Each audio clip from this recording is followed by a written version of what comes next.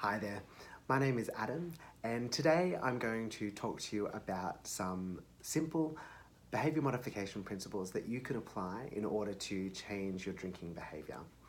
So, if you have decided to change your drinking behavior, as I myself recently have, I hope you find this video useful.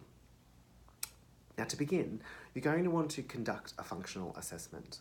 The purpose of a functional assessment is to gather information regarding the antecedents and the consequences of your drinking. By antecedents, I mean the environmental events that occur prior to drinking, and by consequences, I mean the environmental events that occur after drinking. It's really important to understand what these are, as they are both creating and maintaining your drinking behaviour. So the good news is you can conduct a functional assessment on yourself. You can go about this by maintaining a behaviour recording form for approximately 7 days. On this behaviour recording form, you're going to want to note the day, whether or not you drank alcohol, and if you did drink alcohol, how much, what time, what happened prior to drinking, what happened after drinking, who were you drinking with, and any other comments that you might have regarding your behaviour. So after the 7-day period, you're going to be able to review this data and identify what the antecedents and consequences of drinking are for you. For example, when I conducted my functional assessment, I identified 3 antecedents to my drinking. The first was time of day. I only drank in the evening. The second was location. I drank either at home or at a licensed venue. And the third was people. I often drank with the same group of friends. So with this information, I was able to begin an intervention that focused on manipulating these antecedents so as to reduce the likelihood of drinking. Now, I'll give you an example of how that worked. As I identified home as being an antecedent to drinking, I removed all of the alcohol that I had in my apartment. So the idea behind this antecedent manipulation is that you decrease the likelihood of a behaviour if you increase the response effort required to participate in that behaviour.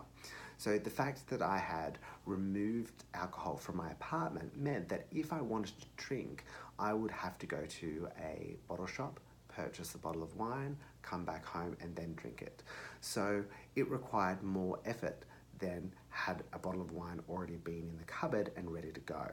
This was a really simple yet effective antecedent manipulation. Now, what you also want to focus on when you're changing your drinking behaviour is ensuring that you're creating alternative behaviours that are resulting in the same reinforcing consequences of drinking. So again, through the analysis of your behaviour recording form, you're going to be able to identify what those reinforcing consequences are. Now, for me, there was social positive reinforcements, which occurred because I did so much of my drinking with my friends, and so the joy that I experienced in participating in that activity with my friends meant that I was more likely to participate in that behaviour at a later date. So I was reinforced for drinking. So for me, a big focus of changing my behaviour of drinking was ensuring that I was still receiving social positive reinforcements without the drinking. I did this by changing the way in which I interacted with my friends. So rather than meeting up at licensed venues to catch up, I would suggest we go for long coastal walks, or I suggest we catch up for breakfast, where I knew that in those environments, alcohol was not going to be an option. So that was really effective. So the point here is that you really need to ensure that any alternative behaviour is serving the same function that drinking did in the first place in order to reinforce it. So the next thing I want to talk about is social support. Now, and I briefly wanted to talk about this in two ways. So the first is ensuring that your support network, both family and friends, are aware of your intention to change your drinking behaviour. That's vitally important because when you are in situations where there is alcohol or an expectation of alcohol, them being aware of you wanting to change your behaviour is going to mean that you may not feel the same pressure or receive the same pressure from them to drink. Now, the second element of social support that I wanted to touch on is identifying a close confidant and asking them to check in on you and your progress on a weekly basis just to see how you're going against your goals of not drinking or reducing alcohol consumption. I found this to be particularly effective for me because it not only meant that I was receiving social positive reinforcement, but also I had an outlet to discuss the difficulties of changing my drinking behaviour when, of course, we live in a culture that puts alcohol at the centre of many social occasions. So, the last thing I want to briefly touch on is relapse prevention and management. So, when you are trying to change your drinking behaviour, it's recommended that abstinence be the goal. So what that means is there's a high likelihood of relapse and that you fall back into old patterns of behaviour and continue and take drinking either back up on a full-time basis or have a binge unexpectedly. So there are just a couple of things that I want to touch on here. Obviously, I can't talk about relapse prevention and management in its entirety in the time frame that we have, but the one thing that I will say that worked for me is ensuring that you identify and plan for those high-risk situations.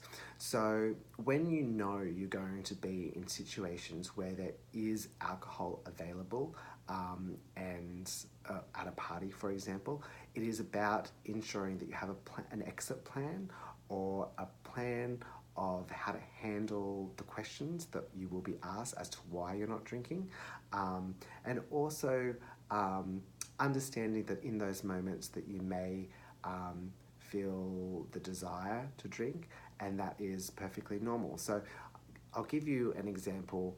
For me, I knew that during the time that I was changing my relationship with alcohol and going without alcohol altogether, that I was going to be attending a party. So I drove to the party. I communicated with those around me, telling them that I was not drinking and why I was not drinking. And what that meant was that there wasn't an expectation for me to be drinking. So I really didn't feel any pressure to drink. And yeah. So there some behaviour principles. By no means is that an exhaustive list of behaviour modification principles that you can apply when you are wanting to change your drinking behaviour, but I hope that that is enough to get you started. Thank you.